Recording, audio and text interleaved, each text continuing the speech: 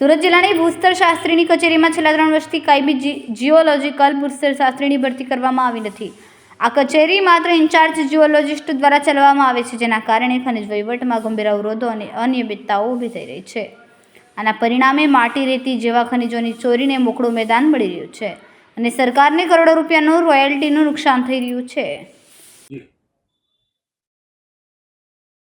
સુરત જિલ્લાના ખાણ ખનિજ વિભાગના જિલ્લાના ભૂસ્તર શાસ્ત્રીની જગ્યા છેલ્લા ઘણા સમયથી લગભગ 3 વર્ષથી વધુ સમયથી ઇન્ચાર્જના આધારે ચાલે છે।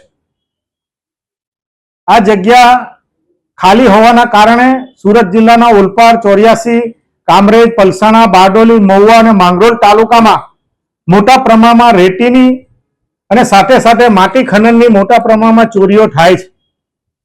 સમગ્ર બાબતમાં સ્થાનિક આગેવાનો અને રાજકીય આગેવાનો કે લોકો દ્વારા વારંવાર ફરિયાદ કરવા છતાં પણ આજ દિન સુધી કોઈ પણ પ્રકારના પગલાં લેવામાં આવતા નથી।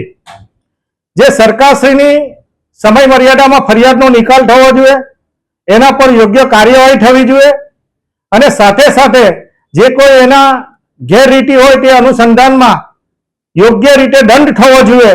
તેને બદલે નજીવો દંડ બતાવીને ફરિયાદનો નિકાલ કરવામાં આવે છે। ઘણી વખત ફરિયાદો આજે પણ અધૂરી છે।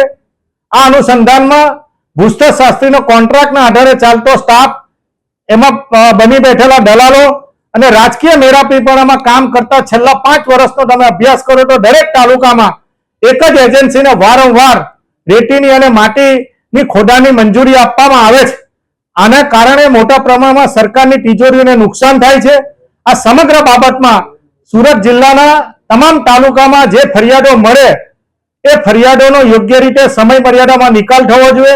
જે ભરતી છે કાયમી થવી જોઈએ અને જે બિલ્ડરો દ્વારા બેઝમેન્ટ માટે ખોદાણ માટેની મંજૂરી આપવામાં આવે છે એની પર ચકાસણી થવી જોઈએ અને આને લીધે રેતી ખનન કે માટી ખનનને લીધે કેટલા પ્રમાણમાં પર્યાવરણને નુકસાન થાય છે એ નુકસાન થતું પણ અટકે।